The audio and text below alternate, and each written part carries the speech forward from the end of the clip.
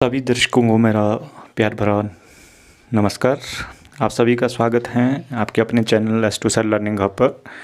आज मैं आपके लिए लेकर आया हूँ 6th क्लास की ज्योग्राफी का फर्स्ट चैप्टर संसाधन एवं विकास, रिसोर्सेज एंड डेवलपमेंट। रिसोर्सेज और डेवलपमेंट के बारे में हम आज इस चैप्टर में सिर्फ कुछ एक पॉइंट्स कवर करेंगे। ये आपका इस चैप्टर की फर्स्ट वीडियो है, पार्ट 1 है, जिसमें हम देखेंगे कि संसाधन क्या हैं, उसकी डेफिनेशंस हम देखेंगे और उसके बाद हम संसाधनों के प्रकार डिस्कस करेंगे, जिसमें हमारे पास कौन कौन से संसाधन के प्रकार, किसके आधार पे हम संसाधनों को किन किन पार्ट्स में, किन किन टाइप्स में डिवाइड करते हैं, उसके बारे में जानेंगे। जैसे उत्पत्ति के आधार पर संसाधन कितने प्रकार के होते हैं, जैव और अजैव संसाधन उनको डिस्कस करेंगे। समाप्यता के आधार पर नवीकरणीय और अनवीकरणीय संसाधन होते हैं, उनका हम डिटेल डेफिनेशंस मैं डिस्क्राइब करूंगा। इसमें स्वामित्व के आधार पर व्यक्तिगत और सामुदायिक, राष्ट्रीय, अंतर्राष्ट्रीय संसाधन क्या हैं, इनके बारे में हम बात करेंगे। विकास के स्तर के आधार पर संसाधन के कौन कौन से प्रकार है, संभावित, विकसित और भंडार, इन सभी टाइप्स का हम डिटेल्ड में डिस्कशन करेंगे। तो बने रहिए इस वीडियो के अंत तक, ये काफ़ी इन्फॉर्मेटिव होने वाली हैं। तो आने वाले समय में इस तरह की वीडियोस को पाने के लिए मेरे चैनल को ज़रूर सब्सक्राइब करके रखें, इस वीडियो को लाइक करें और अपने दोस्तों के साथ ज़्यादा से ज़्यादा शेयर करें। अगर आप 100 से ज़्यादा लोगों के साथ अपने फेसबुक अकाउंट पे इस वीडियो को शेयर करते हैं तो इसकी PDF मैं आपको व्हाट्सएप में सेंड कर सकता हूं। तो जल्दी से इसे शेयर कीजिए और व्हाट्सएप में वीडियोस की जो PDF है वो प्राप्त करें। चलो बिना समय बर्बाद किए शुरू करते हैं आज का वीडियो।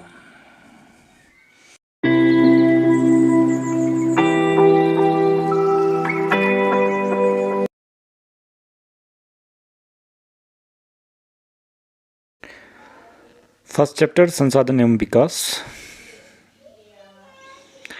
और पहली डेफिनेशंस हमारे पास संसाधन की हैं। प्रकृति से प्राप्त विभिन्न वस्तुएं जो हमारी आवश्यकताओं को पूरा करने में प्रयुक्त होती हैं, जिनको बनाने के लिए प्रौद्योगिकी उपलब्ध हैं, उन्हें हम संसाधन कहते हैं।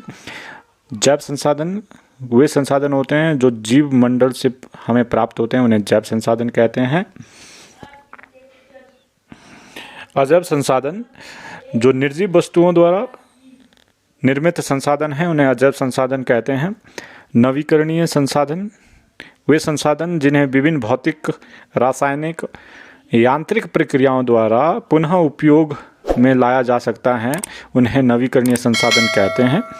अनवीकरणीय संसाधन ये वे संसाधन हैं जिन्हें एक बार उपयोग में लाने के बाद पुनः उपयोग में नहीं लाया जा सकता। ऐसे संसाधनों को हम अनवीकरणीय संसाधन कहते हैं। नेक्स्ट आपका व्यक्तिगत संसाधन।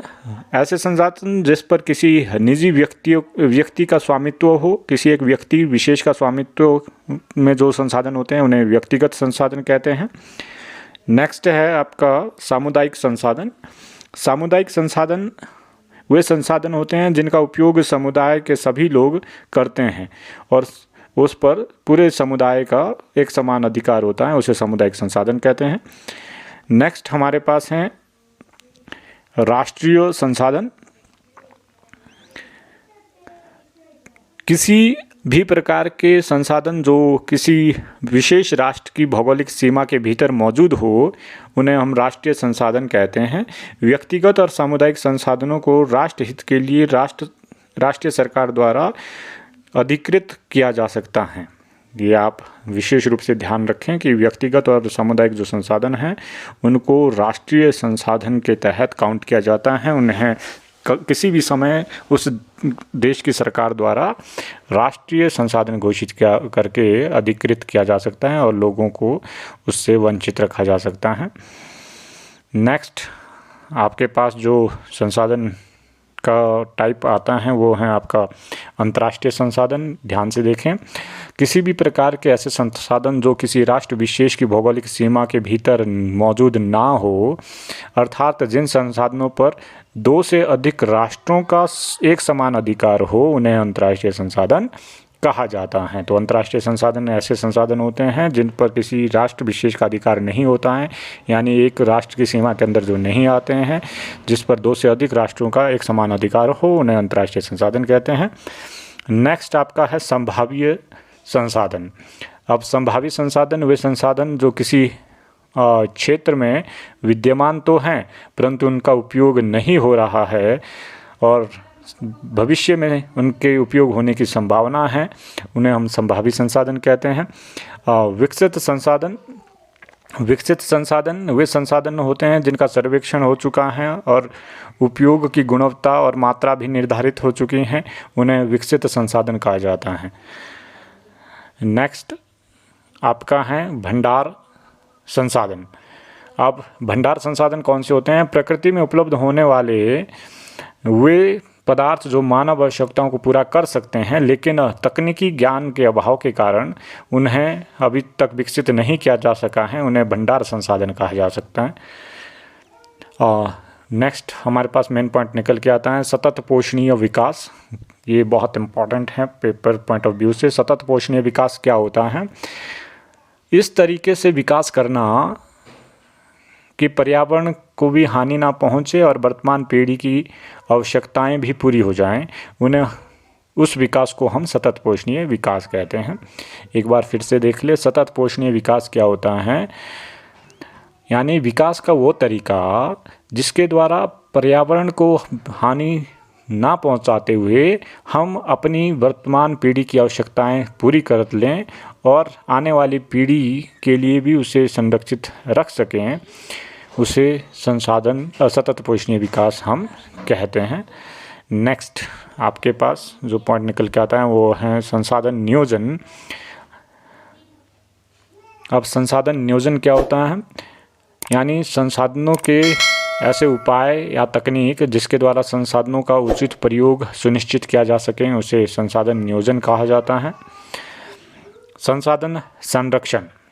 अब संसाधन संरक्षण इम्पोर्टेंट पॉइंट है। संसाधनों का न्याय संगत और योजनाबद्ध तरीके से अपव्यय ना हो, इस प्रकार से इसको उपयोग करना संसाधन संरक्षण कहलाता है। यानी संसाधन कौन से संसाधन सीमित मात्रा में उपलब्ध हैं उनको सतत पोषणीय विकास की धारणा को ध्यान में रखते हुए उपयोग करना, ताकि वो भविष्य में आने वाली पीढ़ियों के लिए भी उपलब्ध रह सके और अपनी आवश्यकताएं भी हम पूरी कर सकें, इसको संसाधन संरक्षण कहा जाता है। नेक्स्ट आपका है भूमि निम्नीकरण। अब भूमि निम्नीकरण क्या होता है?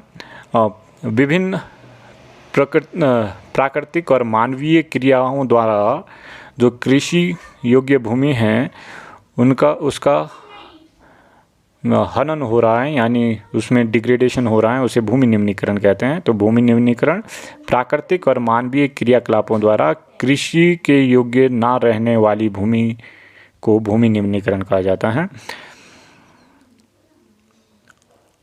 निवल अथवा शुद्ध बोया गया क्षेत्र क्या होता है? मोस्ट इम्पॉर्टेंट है, ध्यान रखें। निवल या शुद्ध बोया गया क्षेत्र यानी एक वर्ष में जितना क्षेत्र पर कृषि हुई है उसको हम शुद्ध बोया गया क्षेत्र कहते हैं। वो क्षेत्र जहां वर्ष में एक बार या एक से अधिक बार कृषि हो गई हो उसे शुद्ध बोया गया क्षेत्र या निवल क्षेत्र कहा जाता है। अब कुल बोया गया क्षेत्र क्या होता है? शुद्ध बोए गए क्षेत्र और प्रति भूमि को आपस में जोड़कर कुल भूमि जो आती हैं उसको कुल बोया गया क्षेत्र हम कहते हैं। अब ये प्रति भूमि क्या होती हैं? प्रति भूमि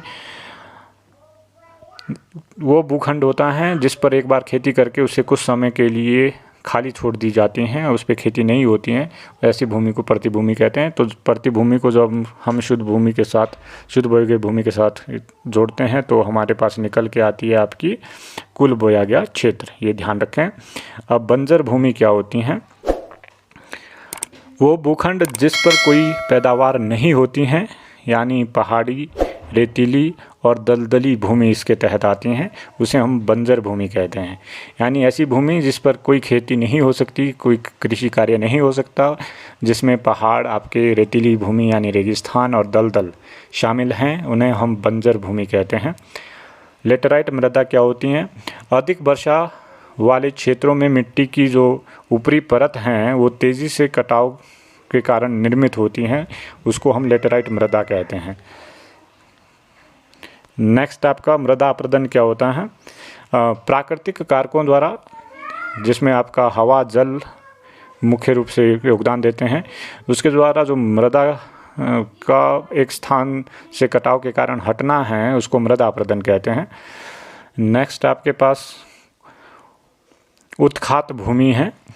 प्रभावित जल तथा पवनों के द्वारा किए जाने वाले मृदा अपरदन को उत्खात भूमि का निर्माण होता है।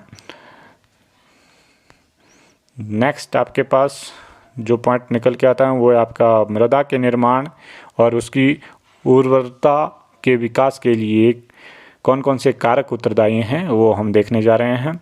तो मृदा के निर्माण में कारक जो पहला उत्तरदायी होता है वो है शैल, जिसको आप चट्टान कहते हैं। शैल जिनसे मृदा के लिए उचित सामग्री मिलती है, यानी मृदा का निर्माण शैल से होता है।